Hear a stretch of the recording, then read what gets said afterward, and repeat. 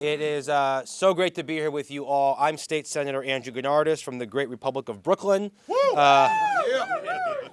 And I'm really just privileged to stand here before you, along with my co-sponsor, Assemblymember Brian Cunningham, as the lead Senate sponsor of the Faith-Based Affordable Housing Act.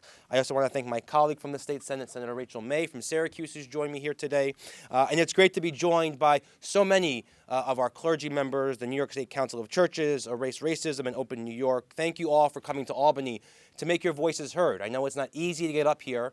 And oftentimes we ask ourselves, why do we have to come up here? We have to come up here because this is where decisions about our future, about the future of our communities are being made. And if you are not up here, these decisions are being made about your communities without your voice. So you must be up here. And so I'm so glad and thankful that you're here. We're also joined by Senator Kavanaugh, Brian Kavanaugh, our housing chair in the state Senate. Thank you, Senator Kavanaugh. We know, as we've heard already, that New York is grappling with a dire affordable housing crisis. Half of New York City households can't afford to comfortably hold down an apartment. There was a report that came out 2 weeks ago. 1 in 4 children in the city of New York, 1 in 4, live in poverty. That means that they don't have enough money to put food on their table, pay for a utility bill, and you know for sure they don't have enough money to be able to pay their rent, let alone even dream about owning a home one day. Addressing this crisis is going to require all of us.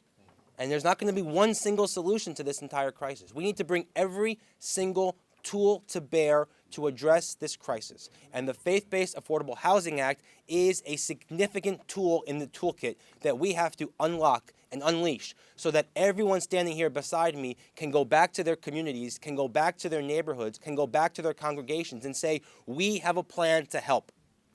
I'm Greek. I'm 4th generation Greek American. And in Greek, we have this word called philoxenia. Go take us to school for a minute. Philoxenia means love of strangers. It means that we as human beings have an obligation to our fellow human beings, regardless of who they are or where they come from or when they come here or what the color of their skin is or who they love or what God they pray to.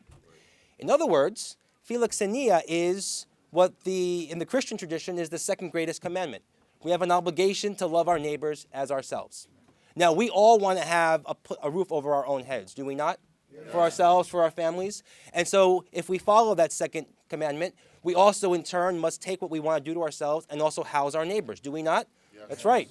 And so here we have leaders of our faith-based communities whose job and mission is to not only preach to us the value of the second commandment, the second most important commandment, but to live it out and practice it every single day for their communities of faith. And they are asking here for help to be able to do what everyone is begging us to do, which is build more affordable housing. So there is no reason on earth why we, the government, should tell communities of faith, churches, temples, mosques, synagogues, you who want to house your members, you who want to tend to your flocks, you who want to help people in need in your own neighborhoods, we're not going to give you the tools to do that. That's bonkers to me. That is completely bonkers and completely antithetical to the notion of of loving your neighbor as yourself, and certainly antithetical to the notion of philoxenia, which is how I was raised and how my parents raised me, which is why I believe so passionately in this bill. We have to make sure that when we address the housing crisis, we empower all of these communities here with the tools they need to build and develop truly affordable housing in every corner of this state, from Buffalo to Brooklyn, out to Brookhaven, and everywhere in between. And we're going to work hand in hand, Brian and I, to make sure that we actually deliver that this year for you all. So thank you.